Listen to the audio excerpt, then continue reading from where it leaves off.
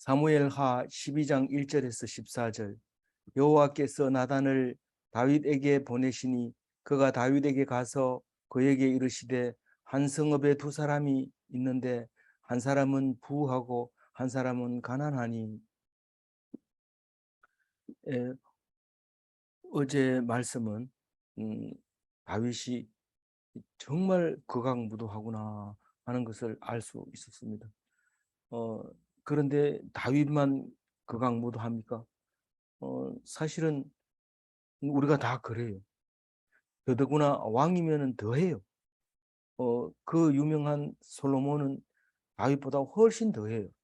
그런데 유별나게 다윗이 한 일은 그것을 가지고 또 얘기하고 또 얘기하고 또 얘기하고 여러 번 얘기하고 오늘 또 얘기합니다. 그 사건이 왜 그렇게 중요한가? 딴 사람은 누구를 쳐서 사람은 남자는 다 죽이고 여자는 데리고 와서 아내로 삼았더라 이렇게 하면 아무 감각이 없어요. 그냥 아무 생각도 없는데 왜 다윗은 그렇게 여러 번 얘기를 하게 해서 우리의 마음을 불편하게 합니까? 왜 불편합니까? 우리는 이 일을 읽을 때 왜 불편합니까? 다윗을 존경하고 다윗을 본받으려고 하고 다윗을 하려고 그러는데 욕 먹으니까요. 우리는 지지하는 사람이 욕 먹으면 되게 불편해합니다. 지지하던 사람이 욕 먹으면 TV를 꺼버리고 또 지지하지 않던 사람이 욕 먹으면 틀어놓고 봐라 봐라 이러면서 막 보고 있는. 근데 다윗을 읽으면서 불편한 이유는 다윗이 우리가 믿음의 조상이고 후손으로 예수님이 오신다는 사실을 알게 될 때 이 다윗은 우리에게 없어서는 안 되는 귀중한 하나님의 선물이다라고 생각하고 꼭 붙들고 놓지 않는데 이런 일이 생겨서 어떻게 하냐 마음이 불편한데 사실은 이게 내 모습이라고 지금 말하고 있는 겁니다. 말을 안 해서 그렇죠. 왕이니까 이제 덜통이 나서 그렇지. 남들이 예의주시해서 그렇지. 남을 관심을 안 쓰면 이런 일이 있어도 모릅니다. 모르는 게 뭐 솔로몬도 잠언서에 얘기했지만 모르는 건 특히 남자 여자 관계는 모릅니다. 왜냐하면 둘이 들어가서 아무도 모르니까요. 그걸 갖다가 성경에서는 동침이라고 했는데 동침이 무슨 말인지 잘 모르지만 하여튼 두 사람 사이에는 결과가 어, 열매를 맺으니까 이제 무슨 짓을 했는지 알게 되죠. 그래서 그것을 무마시키기 위해서 그 남편을 죽이기까지 하는데 그 남편은 얼마나 충성을 하는지 목숨을 다해서 합니다. 그래서 순직이라고 말하죠. 직업에 충실하고 어, 주인에게 충족 복종했기 때문에 잘한 거예요. 우리 아는 참 잘한 거예요. 하나님이 만들어 놓은 그 자리에서 잘한 거죠. 억울하잖아요. 그게 억울하지 않습니다. 하나님은 이 천국에 가면 다 따져봅니다. 내가 낸 대로 살았느냐, 네 마음대로 살았느냐, 그걸 따지는 거지. 뭐 일찍 죽는다고 아주 나쁜 거고 뭐 그런 거 아닙니다. 영혼은 다 똑같습니다. 그래서 일찍 죽는 사람도 있고 늦게 죽는 사람도 있고 다윗이 노래하듯이 어, 이 사람에게도 칼이 이 칼로 죽고 저 칼로 죽고 칼이 어디 한 사람 정해놓고 죽이는 게 아니다. 이렇게 말한 것처럼 사람은 죽는 게 다 그렇게 죽습니다. 그러나 그 뜻이 자기가 있는 임무를 다 하고 죽는 것은 하나님 앞에 참 상받을 만하죠. 하자가 없어요.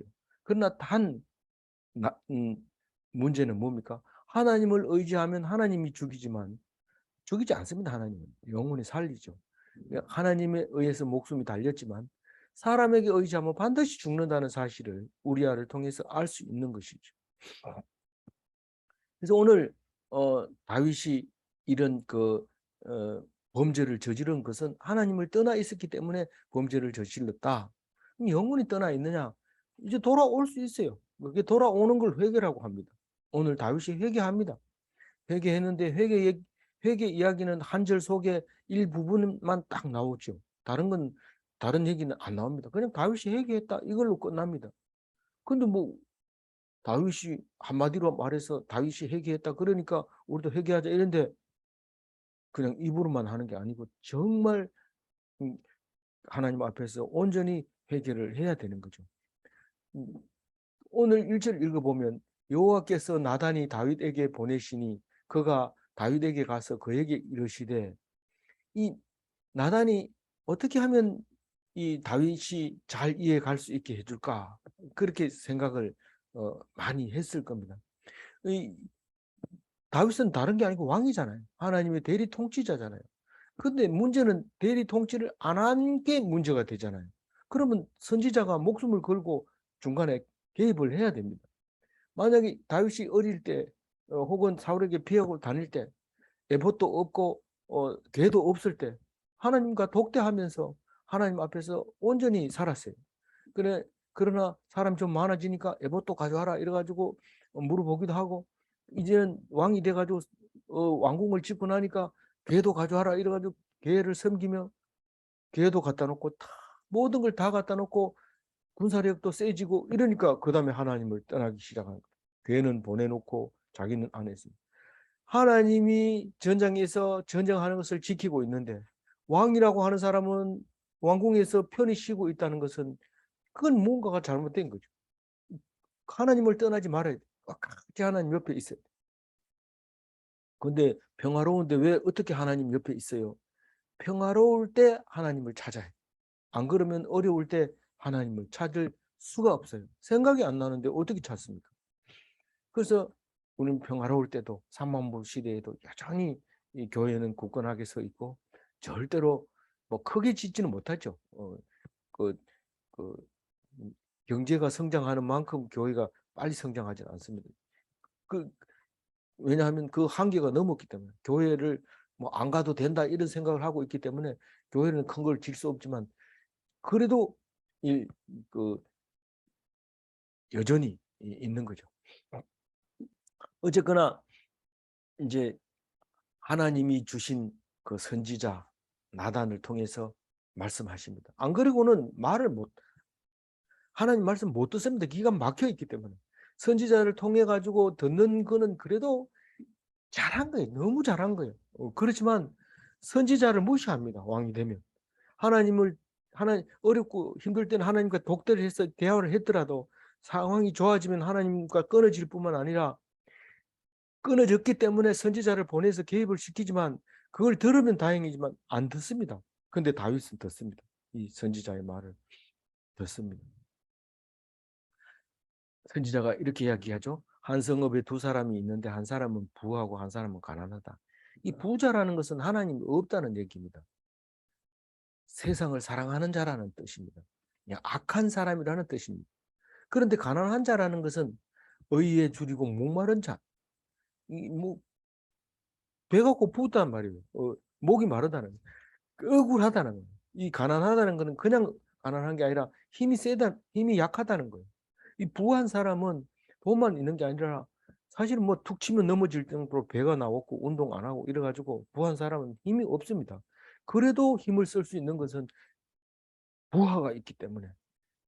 그래서 부하다고 했는지 모르지만 이 부자는 힘이 있어요. 그래서 가난한 사람 그 을 그 어렵게 만드는데 그게 복 있는 자, 그 가난한 자가 복 있는 자, 그 어려움을 당하고 순교하는 그러니까 그 사람이 천국인이죠. 천국을 소유한 사람, 그 가난한 사람을 지금 이렇게 이야기를 시작을 합니다. 선지자가 2절 읽어볼까요? 그 부한 사람은 양과 소가 심이 많으나 세상 영광을 다 가진 사람, 그 많으니까요. 3절 읽어봅니다. 가난한 사람은 아무것도 없고 자기가 사서 기르는 작은 암양 한 마리뿐이라.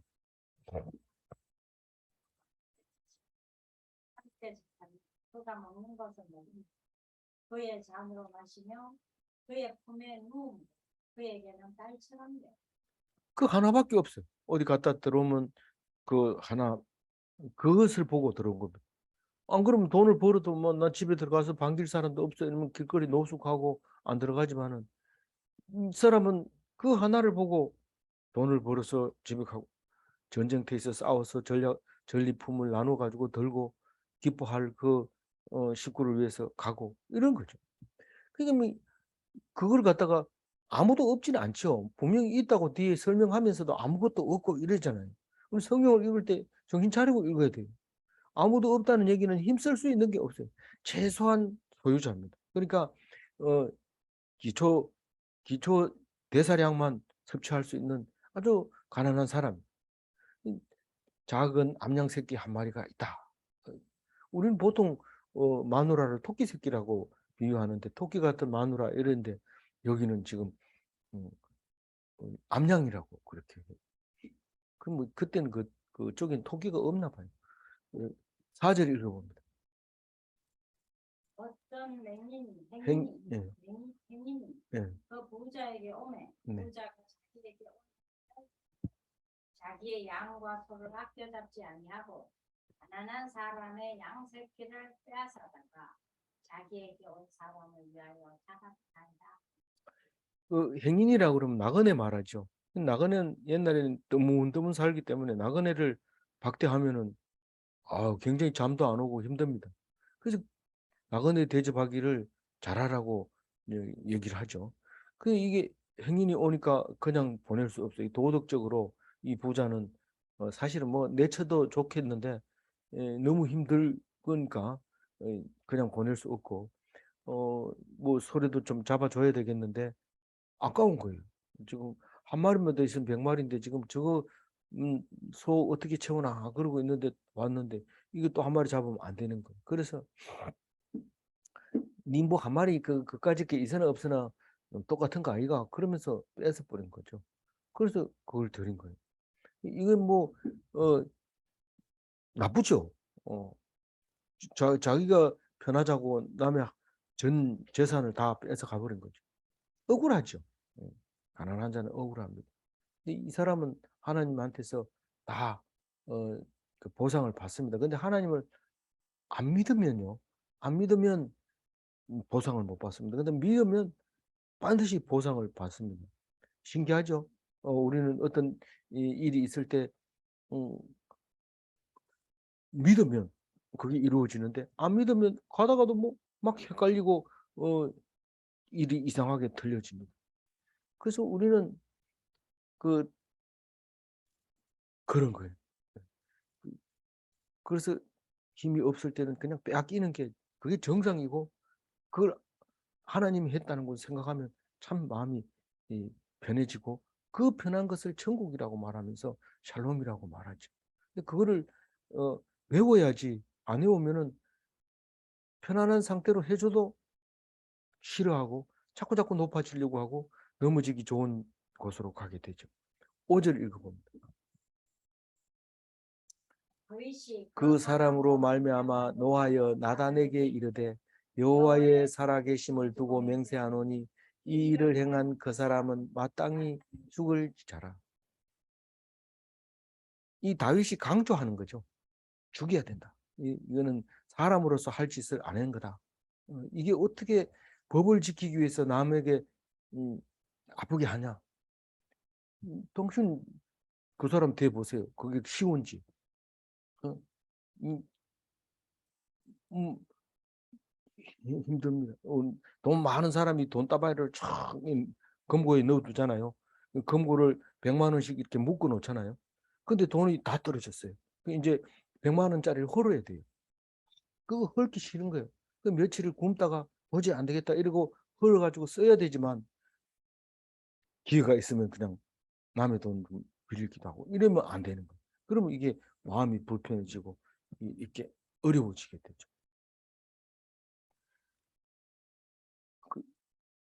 그러면서 뭐라고 언도를 내립니까? 판단을 하는 거예요. 그 이런 얘기를 하면은 무슨 얘기를 하든지 선지자가 무슨 얘기를 하든지 성경이 무슨 얘기들을 하든지 나보고 한다는 소리를 들어야 되는데 나보고 한다는 소리를 듣기가 어려워요. 다윗도 못 들어요. 자기 보고 하는데도 불구하고 자기는 못 듣습니다. 그 참 나쁜 사람이네. 이렇게 얘기하지. 내가 그런 거 아닌가? 이렇게 얘기하는 사람은 하나도 없어요. 근데 선지자가 계속 그런 얘기하죠. 그게 네 소리다, 그게 네 소리다.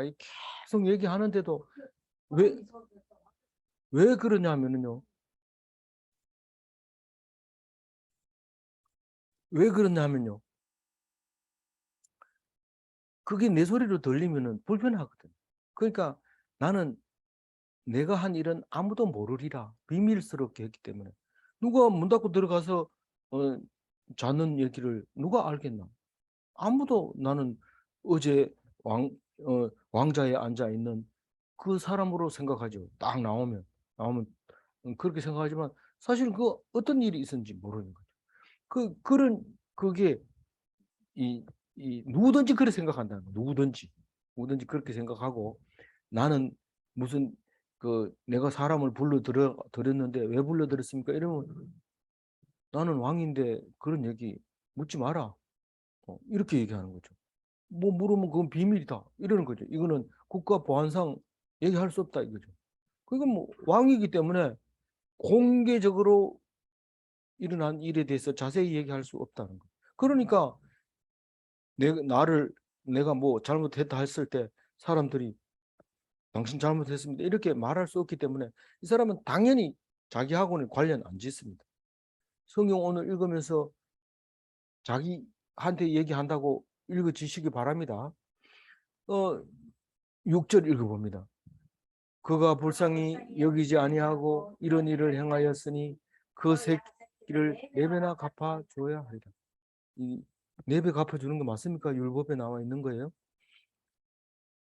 어, 뭐 원래는 뭐 저기 제사 지낼 때는 20%를 주게 됐고 7배나 갚겠습니다 하고 얘기하는 거는 있지만 뭐 4배는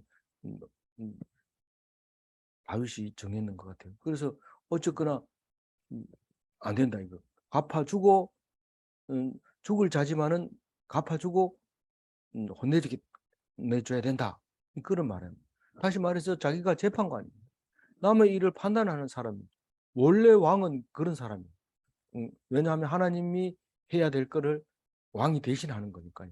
그래서 하나님의 대리 통치자로서 할 얘기는 맞지만 그게 자기 보고 한 소리라는 것을 못 알아듣는 거죠. 자기 보고 하나님 하는 소리라는 것은 선지자만 할 수 있어요. 이 어렵고 힘들고 그럴 때는 자기가 직접 하나님한테 물어보면 대답을 해주지만 이런 경우에는 선지자가 안 들어가면 깨달을 수가 없습니다. 그렇기 때문에 선지자가 필요한 거죠.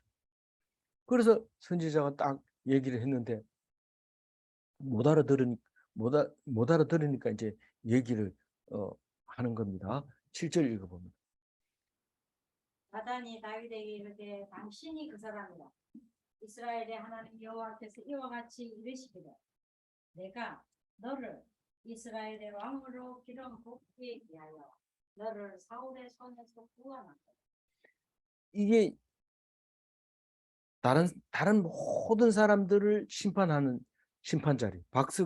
박석에 앉아가지고 재판을 하는 거죠.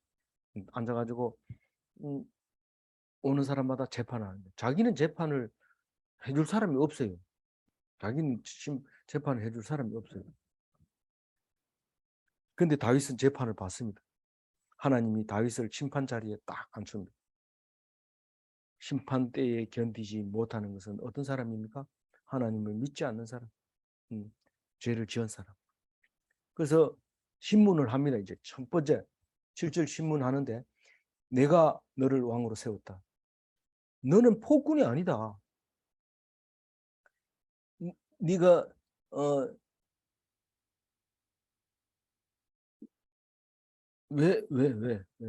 왜 심판 자리에 서라.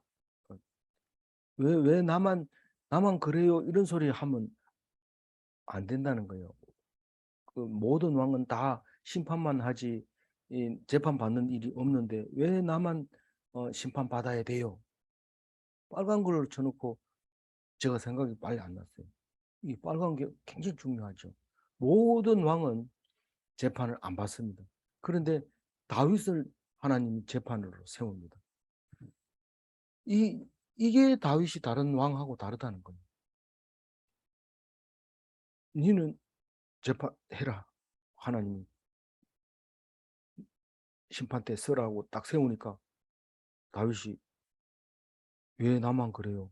이렇게 얘기할 수가 없다는 거예요. 왜냐하면 특별 은총을 받았기 때문에.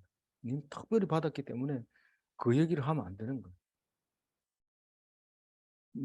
내가 기름을 붓고 내가 사울의 손에서 구원하고 8절 읽어봅니다. 내 주인의 집을 내게 주고 내 주인의 아내들을 내 품에 두고 이스라엘과 유다 족속을 내게 맡겼느니라. 만일 그것이 부족하였을 것 같으면 내가 내게 이것저것을 더 주었으리. 이게 다윗의 주인이 누굽니까? 사실은 지금 왕 될 때까지는 옳은 주인이 없었어요. 태어날 때 그 누굽니까?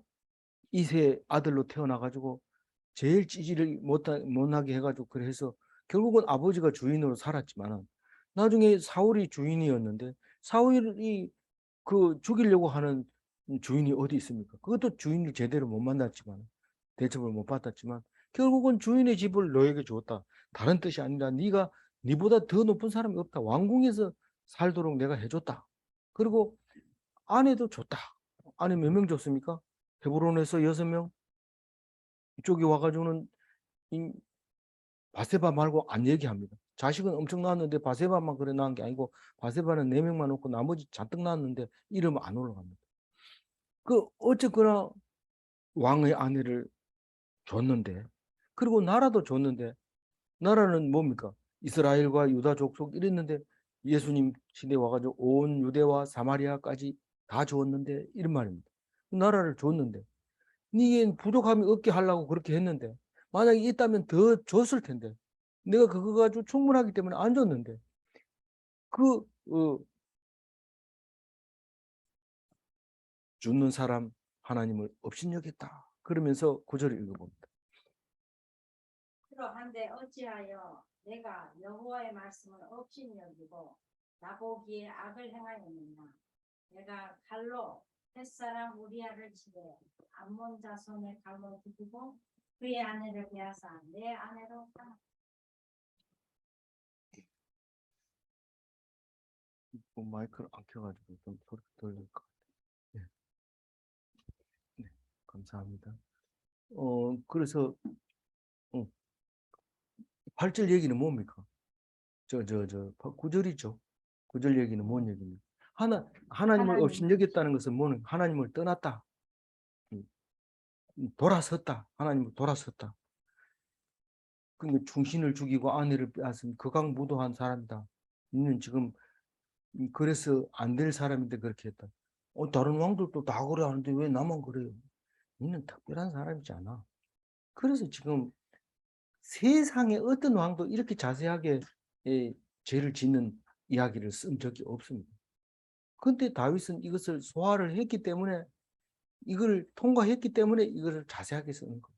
이렇게 못된 사람도 하나님께서 인정하고 약속을 준다는 사실을 기억하라는 거예요. 어떻게 기억하는지 그거를 자세히 봐야 되는데 어떻게 하나님을 섬기는지는 자세하게 얘기를 안 하는 거예요. 그래서 좀 우리 입장에서는 좀 답답하지요. 답답하지만은 오늘 성경에서는 그걸 찾아내요. 다른 때에서는 못 찾아내지만 오늘 성경에서는 꼭 그걸 찾아내요. 뭘 찾아내라고요? 어떻게 하면 극악무도한 죄에서 약속을 얻어내는 놀라운 과정이 있는가? 그걸 오늘 찾아내야 되는데 10절부터 자세히 읽어야 돼요. 이제 읽어주세요. 10절. 이제 내가 나를 업신여기고 햇사람 우리아의 아내를 빼앗아 내 아내로 삼았은즉 칼이 내 집에서 영원토록 떠나지 아니하리라 하셨고. 그 우리야 도대체 전부 몇 번 나올까요? 우리야. 우리야가 아니 그 이름이 많이 나오면 이거 지금 굉장히 중요한 얘기입니다. 이게 우리야가 대단한 우리한테 아무것도 안 하고 우리아의 이름이 성경에 이렇게 많이 올라가는 이유는 뭘까요? 순교한 거예요. 순직한 거예요.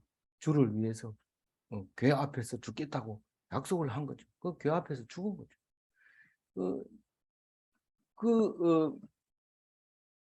없인 지금 다윗의 죄는 뭡니까? 우리의 아내를 뺏은 게 죄가 아니고 뭡니까? 하나님을 업신여기. 나를 업신여기면 수없이 이런 일들이 일어나지만 업신여긴 이거 업신여겼기 때문에 이게 드러나는 거예요. 업신여겼기 때문에 드러나는 거예요. 다른 사람 다 하는데요. 니는 하나님을 업신여겼기 때문에 드러나야 된다는 겁니다. 그래서 우리는 업신여긴 적이 없는데 이러지만은 하나님에 대해서 열심히 공부하고 묵상하다가 하나님께 돌아서면 업신여긴 거고, 처음부터 몰라가지고 하나님을 못 본 거는 그건 업신여긴 게 아니죠. 모르는 거죠. 우리는 날마다 공부해야 되는데 공부해가지고 알아가지고 하나님을 돌아서는 건 업신여긴 거죠. 그게 죄가 어떤 건지 얘기하고 있잖아요. 그 이제 결심 공판의 10절 얘기가 그겁니다. 업신여긴 증거가 극악무도한 행위를 말하는 거고, 극악무도한 행위 때문에 벌 받는 거 아닙니다. 다시 말해서 권선징악이 아니라는 거예요. 이 성경책, 이, 이, 이 다윗의 이야기가 권선징악이 아니라는 것을 분명히 얘기하고 있는 거예요. 욥기도 권선징악이 아니라는 걸 설명하기 위해서 애를 먹고 그 두껍게 책을 만들어서 성경에 넣었는데, 마찬가지로 이것은 그런 얘기예요. 지금 누구나 다 악한 사람인데 그 사람이 하나님을 섬기는 사람이면 하나님을 업신여긴 죄로 걸려든다는 거죠. 죄를 범한다는 거죠. 그래서 이제 무엇을 공판을 내리든지 간에 제일 먼저 이야기를 하죠. 무슨 이유로 뭐 어떤 형을 집행한다. 하나님을 업신여겼으므로 칼이 영원히 내 집에서 떠나지 아니하리라. 이렇게 봅니다.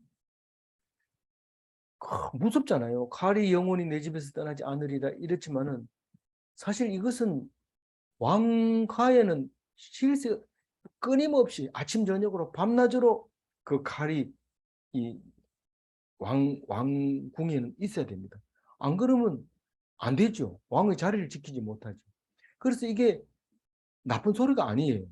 칼이 내 집에서 영원히 떠나지 아니하리라. 이 말은 왕가를 영원히 왕가로 삼아 주겠다는 겁니다. 영원히 왕가로 삼아 주겠다는 겁니다. 밑에서 이 죽이고 막 이래도 성경은 그렇게 하지 않고 반역이 일어나지 않는 왕조로 기록을 하고 있잖아요. 남유다 왕조 기록할 때는 절대로 반역으로 세운 나라가 아니라고 얘기하죠. 근데 북이스라엘은 전부 이 사람이 왕됐다가 저 왕조가 왕됐다가 그렇게 바뀌는 것처럼. 그런데 이 칼은 영원히 떠나지 않지만은 그 말은 영원히 떠나지 않는다는 말은 영원히 왕가로 할 것이다 이런 말이기 때문에 세상적으로는 축복으로 해석을 할 수 있어요. 그러니까 하나님이 악을 선으로 갚으셨네 이렇게 읽을 수도 있는 거예요. 하나님을 떠났지만 그것을 통해서 선으로 갚으셨네 이렇게 말할 수 있지만 그것은 읽는 그의 방향에 따라서 다른 거기 때문에 그렇게 그냥 공개적으로 얘기해버리면 이거는 해석을 잘못하고 있는 거니까 그렇게 해석하면 안 되고 있는 그대로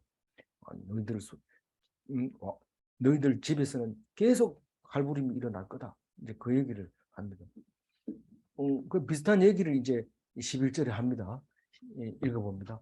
여호와께서 또 이와 같이 이르시기를 이와 같이 이르시기를 보라 내가 내가 내 집에 재앙을 일으키고 내가 내 눈앞에서 내 아내를 빼앗아 내 이웃에게 주리니 그 사람들이 내 아내들과 더불어 백주에 동침하리라. 이게 그런 일이 일어났다고 성경이 기록하잖아요. 뭐 기록 안 한 것도 있을 거예요. 근데 있는데 누가 그랬어요? 압살롬이 왕 다윗의 아내를 첩도를 이제 강간하는 장면이 나오잖아요. 아히도벨을 했지. 그래가지고 경고한다. 너와 내 집의 재앙이 이 말이라. 아내를 내 이웃이 이런 이웃이 잘생긴 아들 압살롬이죠. 12절 읽어봅니다. 너는 은밀히 행하였으나 나는 온 이스라엘 앞에서 백주의 일을 행하리라 하셨나이다 하니. 다윗은 문 닫고 들어가서 잤는데 뭐 너희들 뭐 했는지 어떻게 알아? 이런데 네 아내들은 백주대낮에 이런 일을 하게 될 거다. 그 안에 이렇게 들여다보이는 커튼을 쳐놓고 그런 짓을 합니다. 왜 그렇게 해요? 그렇게 해야지 왕이 됐다고 생각하니까 그렇게 하는 거죠.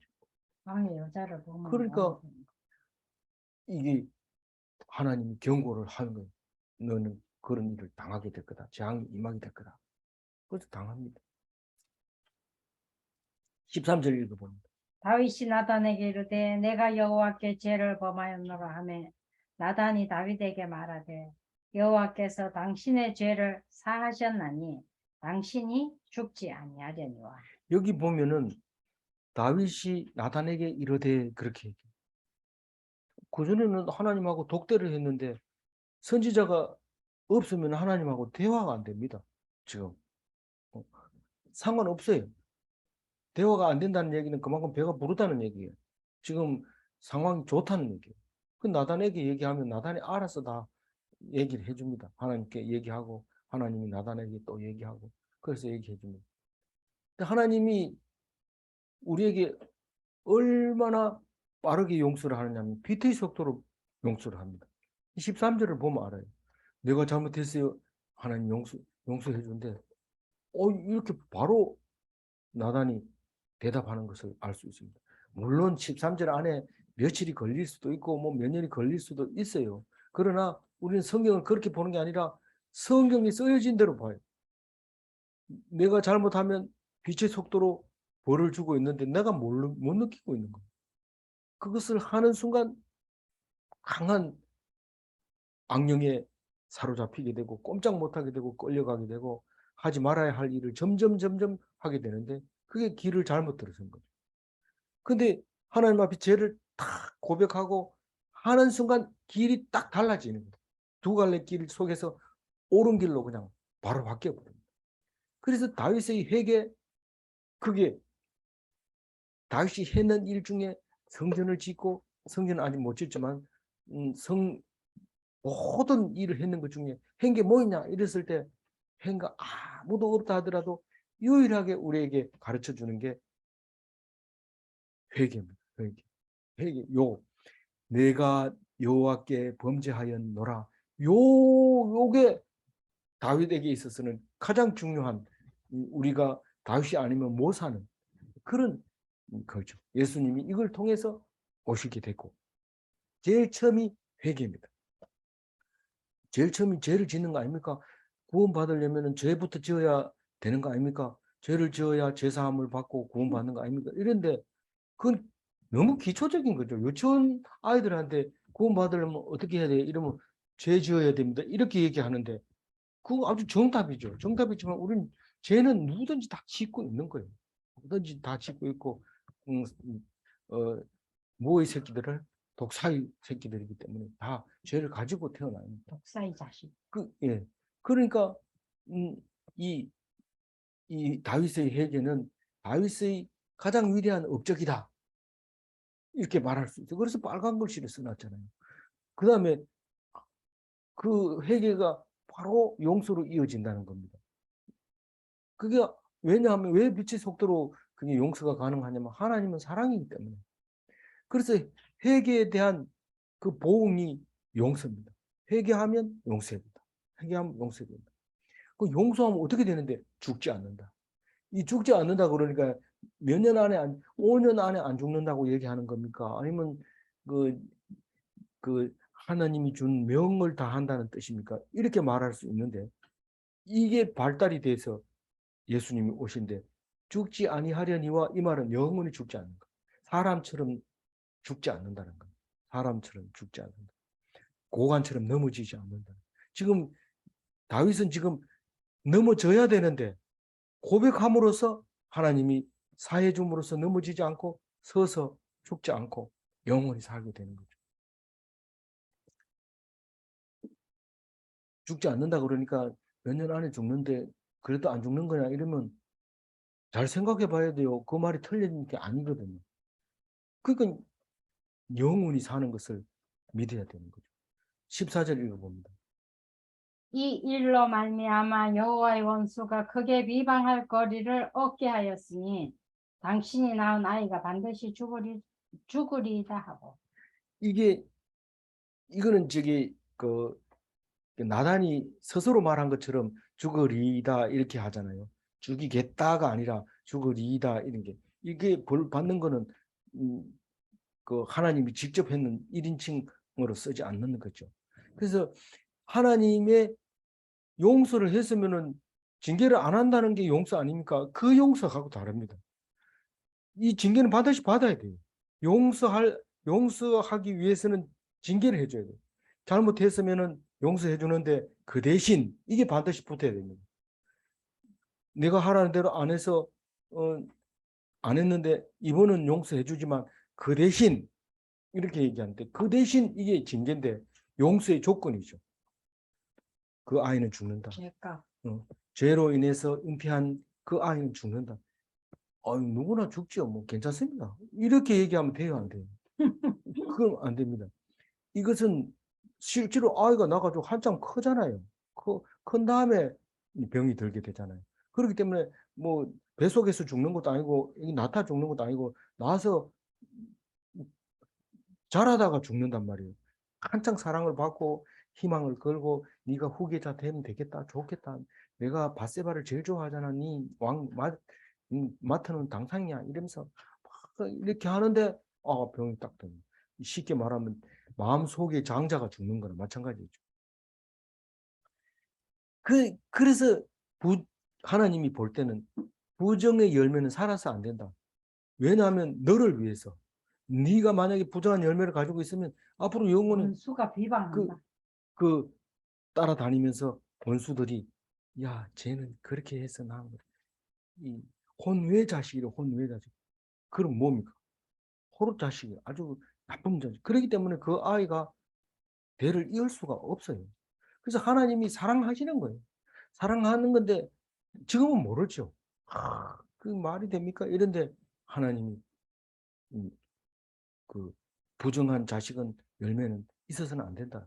그 부정이 뭡니까? 이러니까 하나님을 떠난 부정이에요. 하나님을 떠난. 우리는 이걸 읽으면서 그걸 생각 못 해요. 그러면 다윗은 그때 당황했겠다 이렇게 생각할지 모르지만, 지금 하나님을 떠나면 그 죄로 그 벌로 우리에게 지금 벌을 준비하고 있는데 우리는 못 깨달아 있는 거죠. 그걸 깨달아야 돼요. 우린 그 바세바를 극악무도한 죄를 지었기 때문에 그런 게 아니라 하나님을 떠났기 때문에 하나님의 부정에 대한 열매는 네가 가질 수 없다. 그런 말을 하고 있는 거예요. 오늘 그래서 13절 줄치는 것만 한번 메모리 펜칠해 놓은 것만 한번 읽어볼게요. 다윗이 나단에게 이르되 내가 여호와께 죄를 범하였노라. 죄는 숨기면 없어질까요? 점점 안 없어져요. 죄를 시인하고 용서를 받으면 그때는 없어져요. 죄를 지었는데도 뻔뻔스럽게 다닐 수 있단 말이에요. 죄를 지었는데도. 안 지은 사람은 안 지은 사람은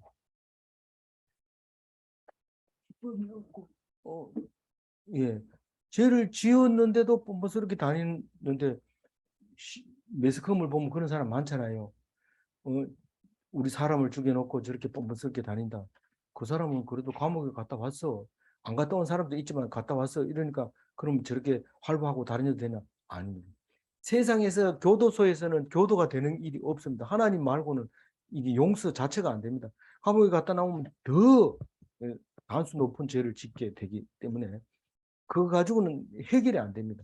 오직 하나님께 매달렸을 때만 용서하고 뻔뻔스러워 다녀도 남이 뭐라고 해도 상관없지만, 세상 사람들이 지은 그 벌을 다 받았다고 해가지고 그냥 다니다가는 아주 혼쭐이 납니다. 그거는 사유는 정당하지 못하다. 내가 심판하겠다 이러고 딱 공격하면은 위험하죠. 그래서 세상에서 제사함을 받는 방법은 없습니다. 세상에서 제사함 받는 방법은 없습니다. 제사함은 오직 예수 그리스도만 용서할 수 있는 겁니다. 죄를 숨기고 죄 없다고 자신을 속이고 있는가 생각해 봐야죠. 죄를 숨기고 죄 없다고 자신을 속이고 있는가. 당당하다 이럴 때 이렇게 당당하면 안 됩니다. 죄가 있는데도 그 죄를 숨기고 당당하는 것은 당당한 게 아닙니다. 나의 죄는 합리화했으므로 법 앞에 당당한가? 누가 물으면 이렇게 대답해야지. 그리고 안심하고 당당하게 다닐, 법 앞에 당당하다고 하지만은 판사가 보기에는 내가 생각하는 제목이 아니라 그 다른 엉뚱한 제목을 갖다가 딱 씌워가지고 재판을 받게 됩니다. 그러니까 모든 죄는 세상 사람이 법으로 나를 묻기 전에 하나님 앞에 물어서 완전하게 용서함을 받아서 자유하는 그리스도인이 다 되시기 바랍니다. 기도하겠습니다. 하나님 감사합니다. 오늘 다윗의 회개를 통해서 그 용서를 보고 용서의 조건으로 징계받는 모습을 이제 말씀하실 텐데 우리가 예수 믿으면 좋은 일만 생길 줄 알았는데 좋은 일이 생기는 게 아니라 그 징계를 다 받으려고 더 고통스러운 일을 당할 수가 있습니다. 그것도 깨닫고 잘 통과해서 영광스러운 하나님 나라에 들어갈 수 있도록 도와주옵소서. 감사하옵고 우리 주 예수 그리스도 이름으로 기도 올려옵나이다. 아멘.